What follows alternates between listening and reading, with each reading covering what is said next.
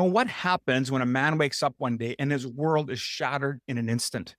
When the life built around love, care, sacrifice for his children is torn apart by an unimaginable loss.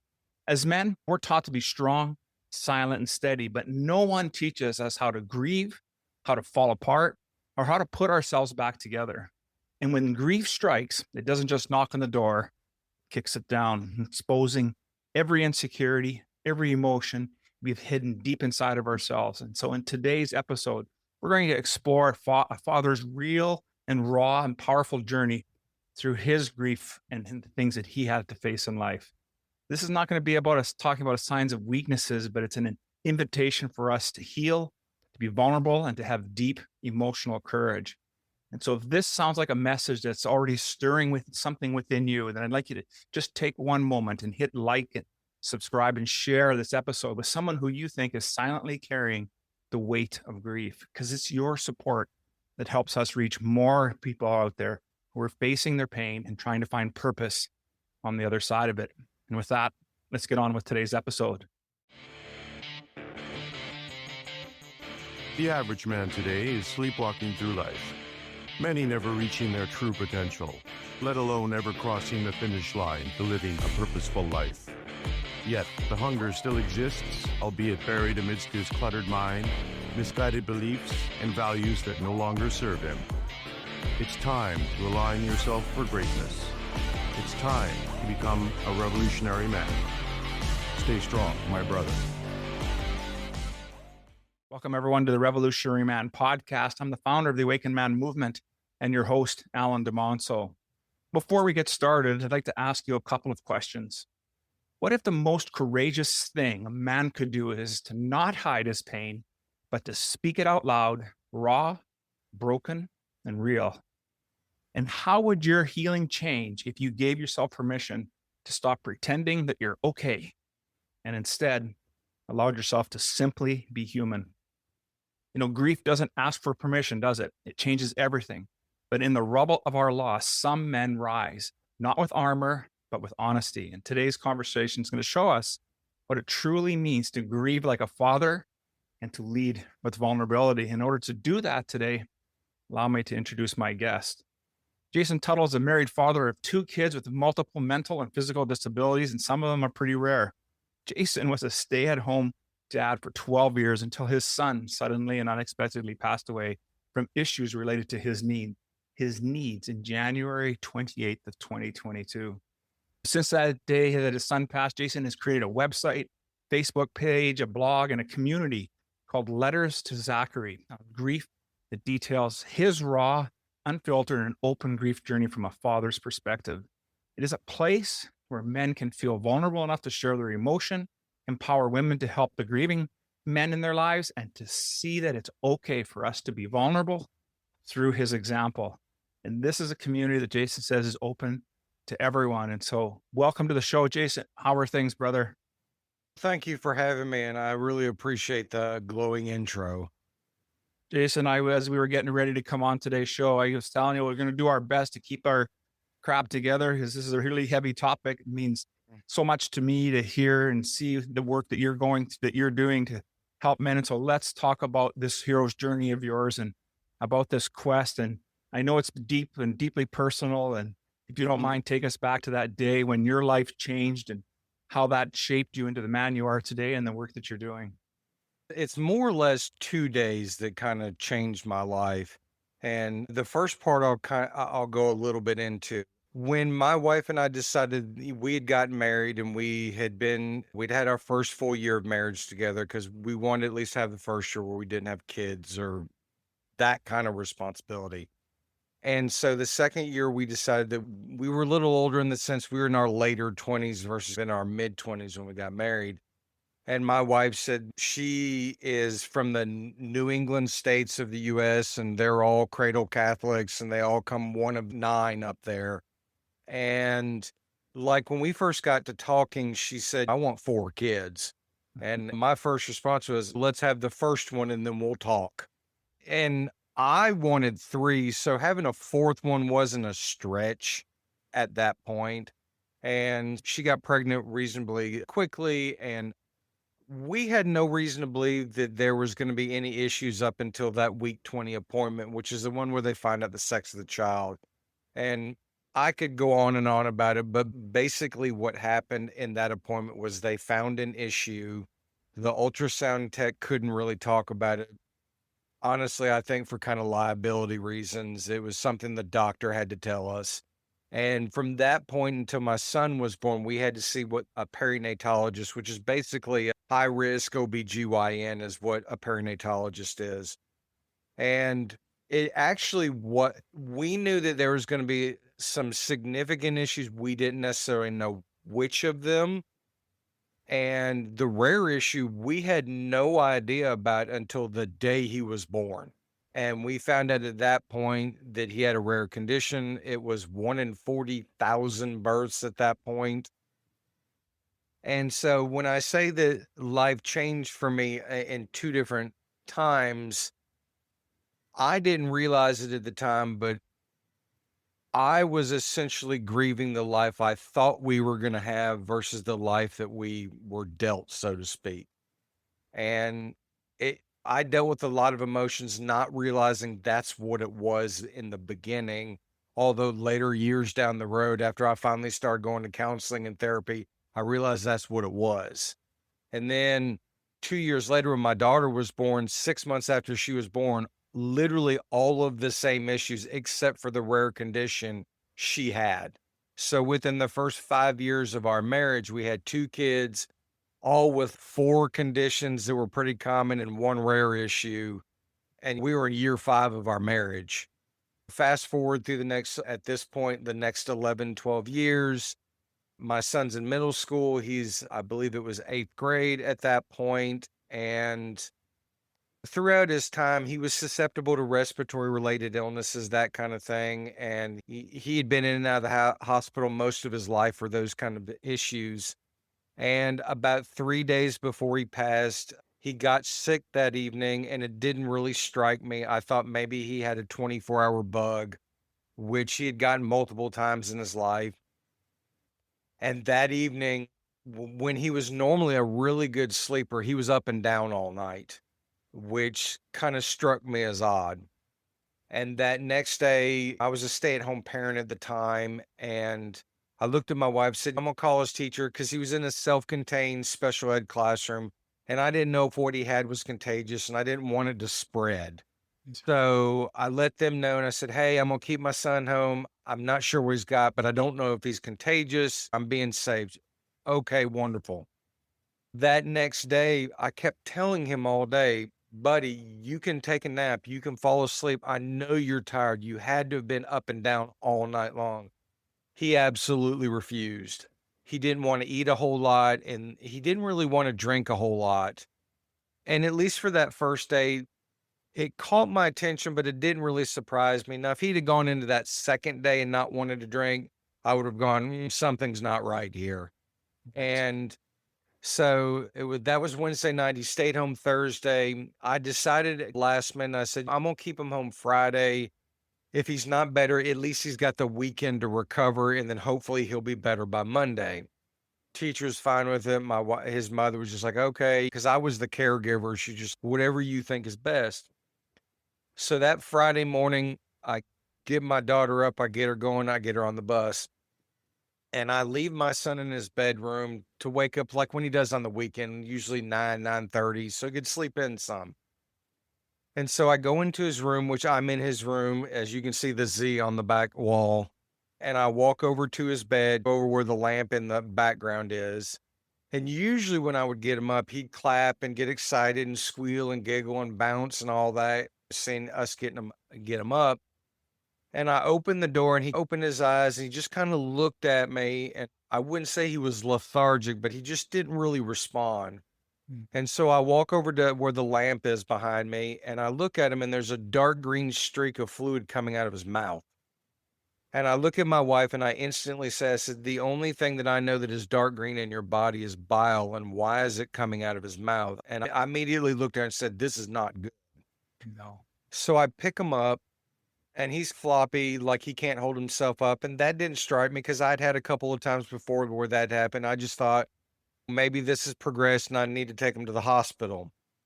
So I get him out into the living room, and I have this medical protocol in my head of these steps that I take when I feel like he's sick to cover my bases, and then I make a decision. Like his rare condition, when he was younger, I would have to cath him to drain his bladder. And so I immediately cathed him. I drained his bladder. I didn't get a whole lot out. Nothing really struck me except for the fact I felt his like stomach by his belly button, and it was rock hard. And when I say rock hard, I'm like cinder block wall rock hard. And that caught my attention because I'd never felt that before. Because of his rare condition, his stomach was really pliable and really squishy almost.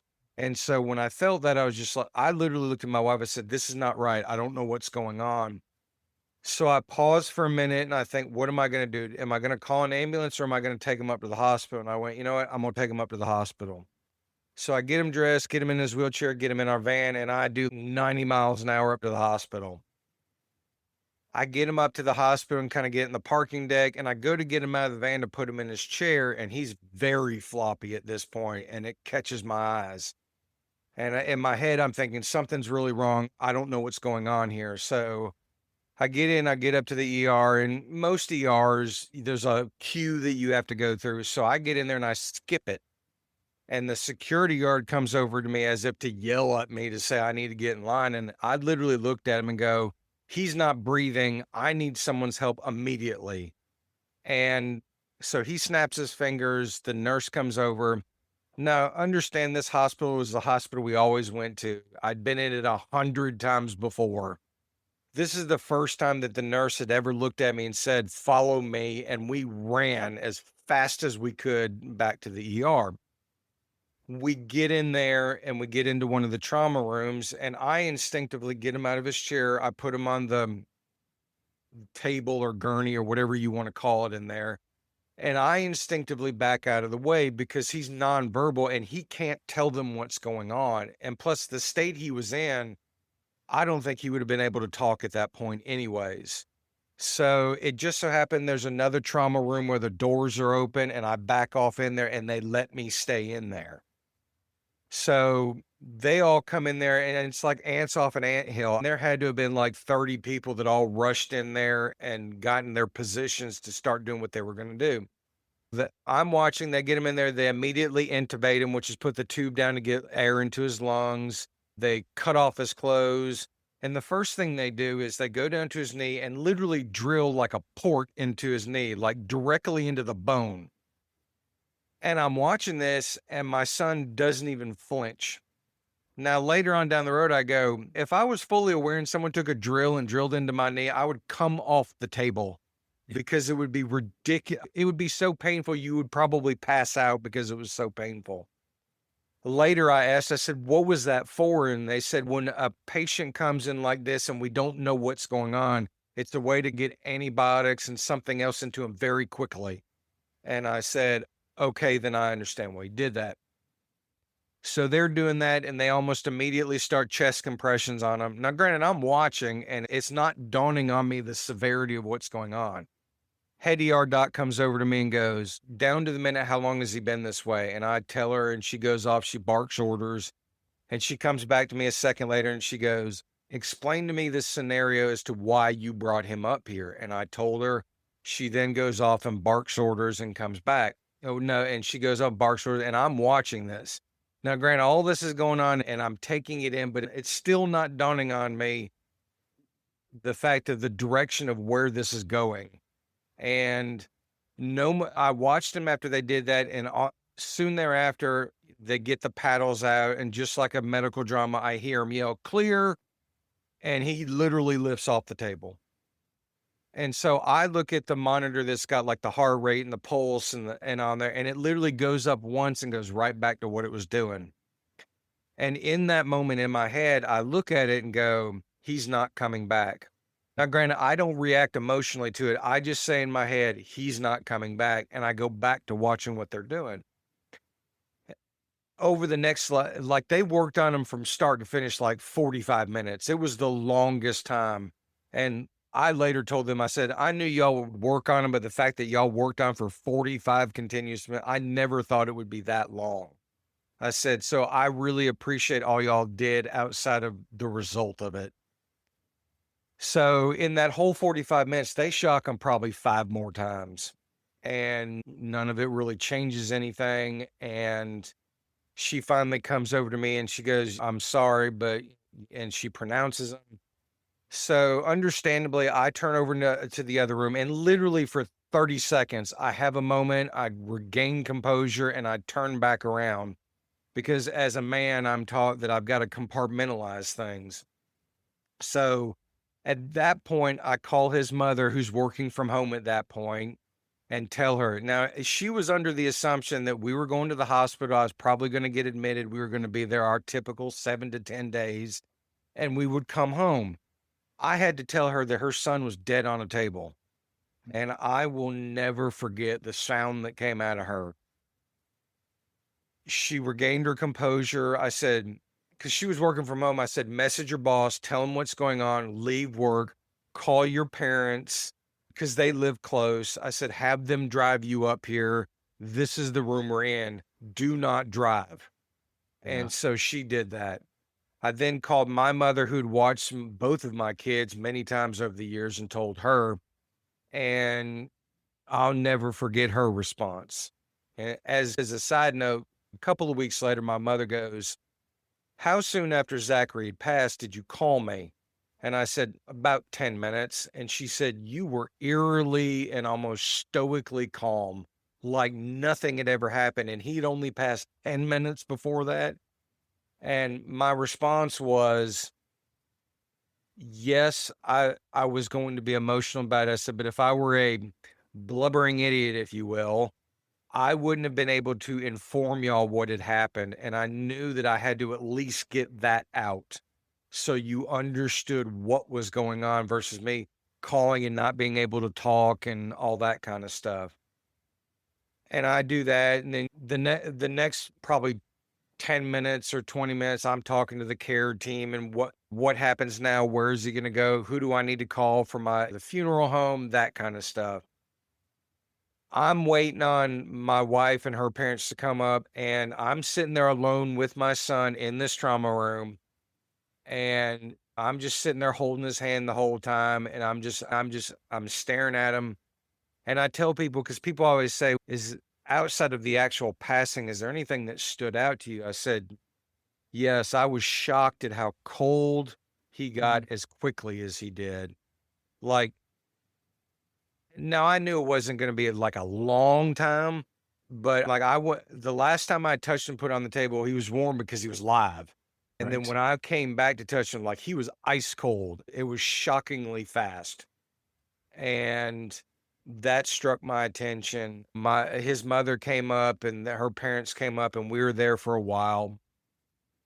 And the other thing I tell people, I go, the hardest thing that I have ever had to do, and this even includes cremating my son. I said, after he had passed and we knew we were going to leave him there for the coroner, for them to keep him till the funeral home to get him, I had to take all of his cut off clothes, put it in his empty wheelchair, and roll it through that hospital. And I tell people, I said, that is the hardest thing I've ever had to do. And I said, and then on top of that, I had to put it in the van, and we're 60 miles from that hospital. So we had to ride 60 miles, literally in dead silence, all the way home, is how that day went. Now, later that day, I went over to a family and tried to tell them, and we did funeral home stuff, that kind of stuff. But yeah, that was that day. It didn't really hit me until, like I said, I'm in my son's room. When I walked into his room, because the door's on the other side of this screen, I put his wheelchair in the other corner. In fact, his wheelchair's not, it hasn't moved from that corner since I put it there. But I came in here, I put his wheelchair there, and then I stood by the railing over where I'm sitting. And it was at that point, it was like a Mack truck of emotion. And I like doubled over at that point, is when it finally hit me. And that's how it started, all of this journey.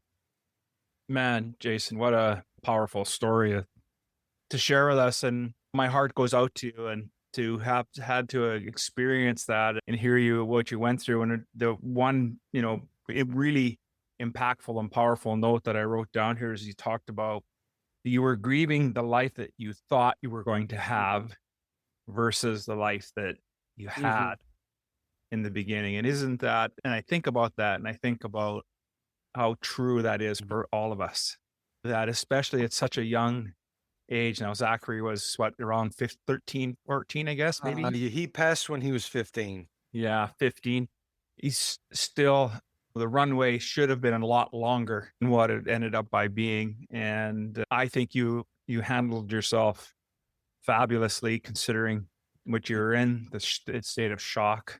And what really started to, I could see that why this message is so powerful for you. And then I want to dive into a little bit about the book that you wrote, the letters to Zachary, and you talk about it really being a space for rawness and unfiltered grief. And so Mhm. why was it so important for you to start writing?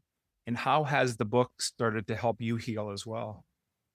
I'm one of those people that if I can't find a way to get it off my chest, it'll sit on me. And stress in general hits me in my shoulders.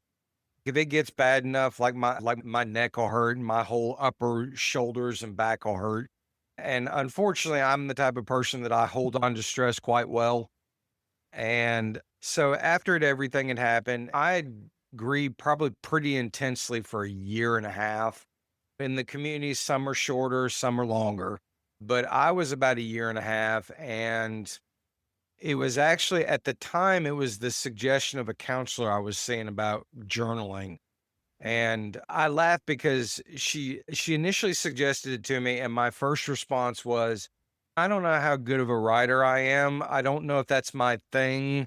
And it's ironic that I say that because the initial responses of the first thing I ever posted were so overwhelmingly positive about how I wrote. I was just like, where did this come from? And so she suggested that to me. And honestly, I fought it for because like my son had passed and I had scheduled a therapy session like the next week is when I'd so she d- she told me it about 2 weeks after that, and I held on to that idea for probably 9 months. I didn't want to do it. I didn't want to deal with it. It was going to sit over on the proverbial side table. And one night I'm big about being on social media. I always have. I like being on social media. I'm probably addicted to it. And I was watching a reel or a video on Facebook. And honestly, I don't remember what it was about, but there was something in that video that maybe a sentiment or something reminded me of my son. And I'll never forget, I was sitting on my couch next to my wife, and it just doubled me over. Like I was bawling, crying, just uncontrollably. And I finally regained my composure and I opened up a Word document and in proper like Oxford English style, I date Dear Zachary, and I just verbally vomited on a page. If it would have been a letter, it would probably been 2 pages that I just filled. Like it just kept coming and coming. And I did that several times a day for weeks. And in that time, as we all know on Facebook and social media, there's a group for everything. And so I was looking for grief groups, and I happened to find a parents who lost a special needs child group, Mm. which I'm shocked that I found because grief is already a small topic area. And to find an even more niche area in that topic, I'm shocked that I found it. So I get in there and I get to know the admin very well. And finally, one day I messaged her and said, do you mind if I post one of my journal entries? And almost before I could finish the direct message, she went, yes, we either get no men willing to share that or very few men willing to share that. We would, because a lot of these groups, especially emotion related, it's 99% women in these groups. And if there are men in there, they're lurkers. They'll read everything, but they're not active. They don't post, that kind of thing. Yeah. So I said, okay. I said, I don't know if it'll be today, but in the next couple of days. And so I found one of my letters and I copied and pasted it. And right before I hit enter to post it, I went, am I in the mental space to post this? Because at the time it was probably 9 months, 10 months after the fact in that first year. Right. As noble as this is to share with these women, most likely all women that are going to read this, it's still the internet. And am I in a mental space to where if someone negatively comments on it, am I going to be able to handle it? Right. Or am I going to jump down their throat because I'm just in the mental state that I'm in? And in my fashion, I went, screw it, I'm going to do it anyway. And so I posted it and I didn't say anything most of the day. And then that evening, I got a massively positive response. It stunned me. I had a woman that said, we've never met, we've never crossed paths, you don't know me. I've never told anybody my feelings about losing my child that are deep down inside. And she said, I just read your letter. And she said, this is exactly how I feel, word for word. She said, you could have not said it any better than how I feel. And I said, I really appreciate it. And I'm glad it resonates with you. I said, this was inspired by my son. And I said, I'm just glad I could do something that you could connect with. And every time I posted it, I would get kind of those responses. And finally, after a couple of weeks, I went, I might have something here. I need to try to either expand this or grow this somehow. And whenever you do something that everybody likes, you start getting well, have you ever thought about writing a book? Have you thought about doing a podcast? And at the time, I wasn't in the mental space to take those on. And so finally, someone says, have you ever thought about doing a Facebook page? And I was just like, what's that? And they said, go to your favorite like business, the page you pull up on, that's a Facebook page. And I said, okay. And they said, you don't really have to create more material. You just got to copy and paste what you've already done at this point. You could make it a blog or a journal. And so I started doing that and I got a small following. And then one day I just got this idea. I just started reaching out to some of the people I consider big names in the grief kind of content community. And I said, hey, my name is so and I think I have something here. Can you just give me pointers on what worked well for you and what you did? And you thought, that didn't work so well. I said, because I don't know what direction I'm going, but I'd at least like to know what the ins and outs are. And Right. literally all of them. And people with 100 followers, I had one with like 10,000 followers. I had one woman with 1.6 million followers that said, sure, if you're going to do a book, you're going to need a website and you're going to need to do A, B, and C. If you're going to go the podcast, right, you're going to need D, E, and F. And I went, thank you. I really appreciate it. And from that point, it just started. I was getting like 20 and 30 followers a day. Nice. And it's really started working out. So long story short, I made letters to Zachary, one, because it resonated with people, but other because I was initially trying to find men that were experiencing maybe not exactly the same thing I was, but in the ballpark, if you will. And I couldn't find anybody. And it was irritating me to no end. And so I thought, instead of me complaining about it, let me make something and promote it to people that maybe they'll start coming. And that's Amen. really how all of this started. Amen, brother. I was just listening to you about describing the book journey, and it was really grief was one of the things that got me into really starting to do men's work that I've been doing now. And when my father-in-law passed, I was the one who found him, and he had an accident in the washroom, and it wasn't pleasant to see.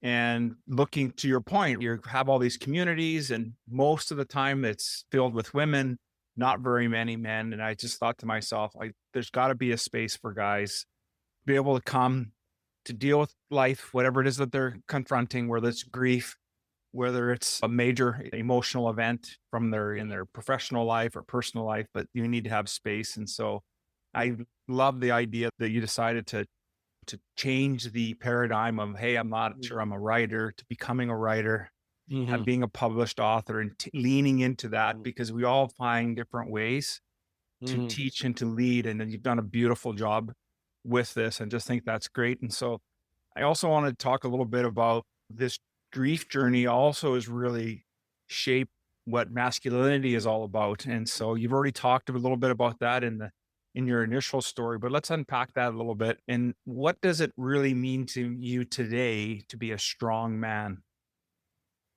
You read in the intro that part of my goal is to explain to women the process that men go through just to grieve. And I actually one day came up with what I call the male grief commandments. That I Hmm. came up with 10 different points that I'm open with my wife and she's very receptive of it. But I thought if I had a significant other that wasn't open to it, what could I give her to give her kind of like an outline to maybe not make me open up right then there, but through time, get me to be able more susceptible to be opening up. And so a lot of the things are directed towards women, but I tell women all the time, when I say this to you, I'm talking about both sides. Right. But because I'm a man and this is what I've experienced, it's directed at women because this is what I've gotten from women most of my life. And so when I say a lot of things, I always preface it with, look, this is not a personal attack. I'm not coming after you. This is what I've experienced. And so, like I tell women all the time, I said, here's what you have to understand. I said, when it comes to men opening up, a lot of it's a generational issue. I said, I'm 48 years old. I'm Generation X. I'm the rub some dirt on it, walk it off kind of generation. I'm the, you got something to cry. Are you crying? I'm going to give you something to Yeah. cry about kind of generation. And I said, that's what I grew up. I was taught that if you're upset about something, it's short, sweet, and to the point, and it's definitely not out in public, and you're not open about it. And you basically, if something were to happen, like at work, I've got 3 days bereavement. I need to get it out in those 3 days, and then I go back to work. I said, that's what I grew up with. I said, now generations, the younger now are getting better about it. Is it where I think it needs to be? No, but it's better than what I dealt with.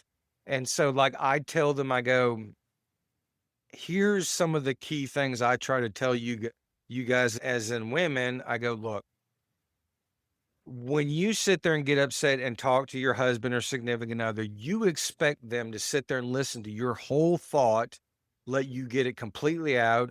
And sometimes you want us just to listen, or sometimes you do want our help to solve. I said, first of all, you have to understand we're problem solvers. So if you don't want that, you tell us up front. Otherwise, in our brains, we're going to go, that's simple. You can go A, B, and C, and then there it's solved. If you want to vent, tell me you're venting and I'll be quiet. And I tell women, I said, the first thing that y'all have to do, and it's going to sound a personal attack, and it's not, you have to listen and not listen to respond. If you're waiting for that one moment that I take a breath for you to interject how my hurt feelings are hurting you, all you've done is subconsciously told me that my feelings don't matter and you will always come first, period. And I said, you're trying to get me to open up. I said, so if you expect me to listen through the whole thing, I expect you to do the same. And I said, I'm not going to do it all the time, but if I feel like it's important enough to bring to you, not to be harsh, you best listen. Because if I'm one of those people that doesn't open up much, and I do, and you, like, the other thing I say is if a man feels like it's important enough to come up to you and your first response when he's done is, I can't believe you're complaining about that. Is that what you're really bothered about? Or something along those lines. I said, yes, men are simple creatures. I said, but things like that, we don't forget about. And I said, men use sports analogies for everything. I said, for men, it's 3 strikes and you're out. We'll give you several chances, but once you cross that threshold where you're out, we're done. And I said, so it's not a threat. It's not, I'm just saying, here's what we're looking for. Right. All we really want you to do, men for the most part are about respect, whatever respect means to that man. And if my respect is, I want you to listen and take my concerns seriously the few times I have them, if you disrespect that, then I'm not going to keep opening up to you. As I tell them that. And then the last thing I'll say about that, I won't go through all 10. One of the things I've actually seen recently, and which kind of bothers me, is a lot of women these days, especially the younger generation, they all say, we want a man that's sensitive, that can open up. That's great and wonderful. But on the other side, on social media, I've seen women ridicule, belittle, talk down to men that actually do open up to them. And so I look at them and go, you cannot have it both ways. I said, 99% of men are not going to be sitting there sobbing, crying all the time. We're not going to be crying on your shoulders. But when we do it, I said, you want us to be this way, but then you ridicule us for doing that. And on the male side of it, I said, one of the reasons why men don't open it up, especially around your more macho alpha males, if you will, is the moment we do it, we're called weak. Specific male parts are joked about, our manhood's joked about, all Yep. those type things. And I'm just like, you want us to do this, but we've got 50 hurdles around us to get over to get to that point. Yeah. And those are my big points to women, men that want to listen to them.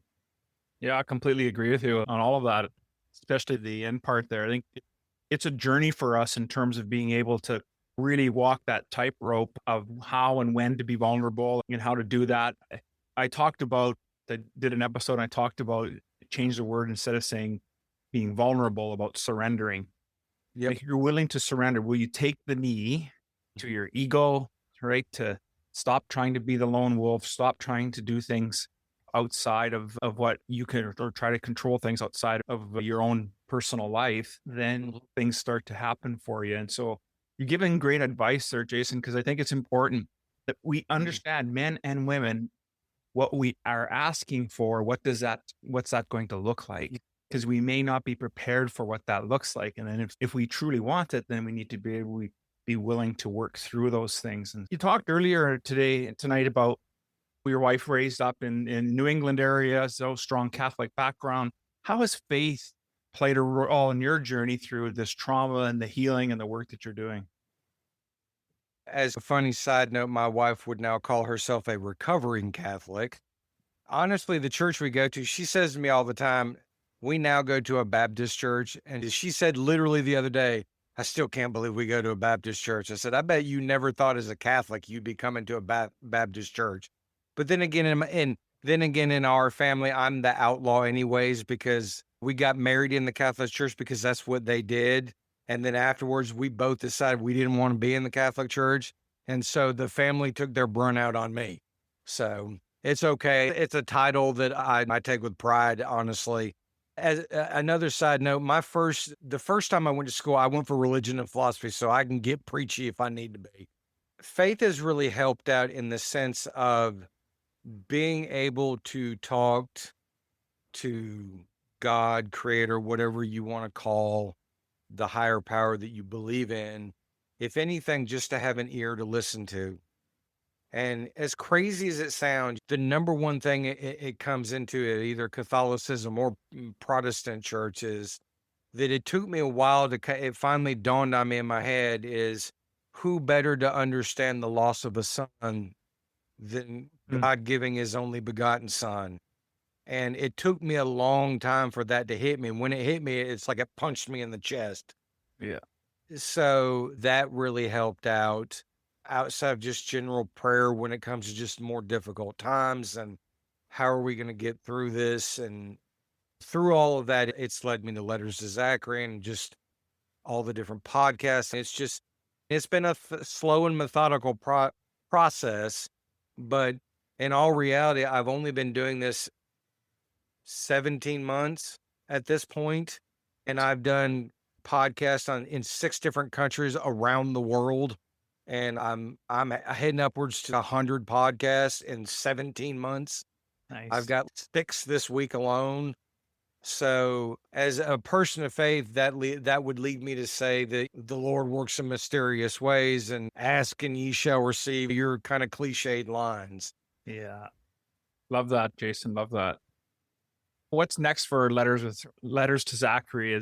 And your mission? Are you looking to develop a program? Anything else? What's the next step here to really help grieving fathers speak out? And I love doing all the media. Podcasting is a new standing on stage, if you will. Although I'm old school enough where I want to find a way to get actually on a stage where people are staring at me to feel that, because I'm a visual person. I read nonverbal cues and all that, and I play off that. And so like the TED Talk, if you will, and I have tried to do the TEDx stuff, although I can't get their attention right now. So that's one of my big goals, to be able to do that. I still want to keep doing the media, and I would love to do bigger and bigger media if I can get that attention. And I say that more for the fact that the bigger the media I can get, the more eyes can get on the concept of what I'm trying to come across, not so much for selfish reasons. Yeah. Sure, anybody that gets there, if they said that they weren't slightly impressed with it, they'd be lying to you. But it's more for the fact of getting the message out. And at the end of the day, outside of helping men and women, the initial goal for me was because my son had passed so young in life, I wanted to create a legacy bigger than just his medically hard life, Right. is what I wanted to do. And at this point, I have continued to achieve that. I'm wanting to do that. And I'm working with several other collaborators that we've got some pretty big things in the works Nice. that I can't really talk about. I wish I could, that I hope go through. It's only upward from here. Right on. Absolutely. Absolutely. I'm thinking, Jason, through this journey and maybe even prior to it, but that helped you in the journey. I'm not sure where this might have come for you, but at some point you may have had a mentor or you read something in a book or something that has really been, I'll say it's like a piece of advice or something that has really stayed with you. And how has that helped serve you today and continues to do that? I'm gonna make this same statement, and honestly, I think it's gonna sound egotistical, and I don't mean it to be. I honestly believe, as a person of faith, everything that I've done has been inspired by my faith. It has not been me; it has been through my faith, Yes. 100%. So when I say that, when I write and all that, and the things that come to me to write, yes, some of it's mine, but most of it's not. And I say that because one of the quotes I came up with that I 100% believe, that I tell people all the time, I go, the quote that I came up with that I live by now is, though I strive for the mountaintop, it is the valley in which I live. And Mm. what I mean by that is we all want to be on the top of the mountain to be able to see the wonderful views and have the great moments and the sunsets and the sunrises. But the reality is on a day-to-day basis, we live in the valley, and a lot of times in those valleys are hard moments, are dark moments, are difficult moments, but it's those difficult moments that we deal with that give us the strength to be able to climb that mountain again, is what I tell people. And that's what I mean by that. And for those of us in the grief community that have lost, whether it be a child or a parent or a spouse, that kind of thing, we all know about the difficult times and be able to trying to claw tooth and nail climbing back up that mountain to be able to get to, at least, even if it's for a brief moment, I get to the top and then I fall off of it, we're still there. Yeah. So that's how I live life at this point. Love that. Love that. Jason, everything that we spoke about today, and maybe there was something that we didn't get a chance to touch on, what would be a takeaway you'd like our listeners to have? Two things. The one thing I'd like to tell men, and I say this jokingly, but I'm serious about it when I say it. The men are interesting creatures, and I know I've been one all my life. Men are the one gender that does not like being told what to do. 99.9% of us do not like being told what to do. So with that being said, I go, you don't being told what to do, but when it comes to your emotion, you let everybody and their brother tell you exactly what to do, when to do, and how to do it. So you can't tell me, if you come up to me and say, nobody's going to tell me what to do. Yeah, they are, because they're telling you what to do on how you express yourself. And especially when it comes to online, I tell guys all the time, I said, if you don't want to be known, hide behind a profile picture. You want to know how many millions of people do that every day? And I said, even if you post something and someone says something negative, I said, do you know how many idiotic things are posted on the internet every day? And you're worried about someone that you have no idea who they are making comments about an experience that you are dealing with? Really? That's the oxymoron, if you will, that I try to tell most guys. I'm just, don't tell me that you don't like being told what to do when in other areas of your life, they tell you exactly what you're going to do. Then the other thing is just, for those that are interested, that if they would like to connect with me, my website is letterstozachary.com. And Zachary is spelled Zachary. And I say that because some people in the States spell it ERY. And I've got all my social media connections on there. I've got the coloring book I produced. I've got my media experience, just a ton of stuff on there for people that are interested. And those that may want to contact me, you can contact me through there or any of my social media sites for those that might want to talk. I'm typically, unless I'm asleep at night, I'm generally probably anything between 30 seconds and a 5-minute response time any time of the day. Right on. Excellent. But I just want to say, Jason, thank you so much for spending time with us today and sharing your truth. You're very raw, you're compassionate. Love that. And your willingness really to step into pain and to speak from this I think is really going to help a lot of men everywhere feel less alone. We're going to feel less ashamed and much more empowered because of this conversation today. And I'm going to make sure all the information on where you are on social media, your website's going to be in today's episode. And so as we close today, I just wanted to leave everyone with this thought, that grief isn't something that we fix. It's something that we carry, but you don't have to carry this alone. And if you're a man struggling to process loss, trauma, or a life-altering change, don't stay silent. We have an offer for you here. Visit members.theawakenedman.net and start today by taking our free integrity challenge. It's going to be your opportunity to rebuild yourself with honesty, strength, and the support of a brotherhood that's going to see you. So live with courage, lead with heart, and let's get started to now. Thank you so much, Jason, for being on the show. I really love today's conversation. Thank you so much.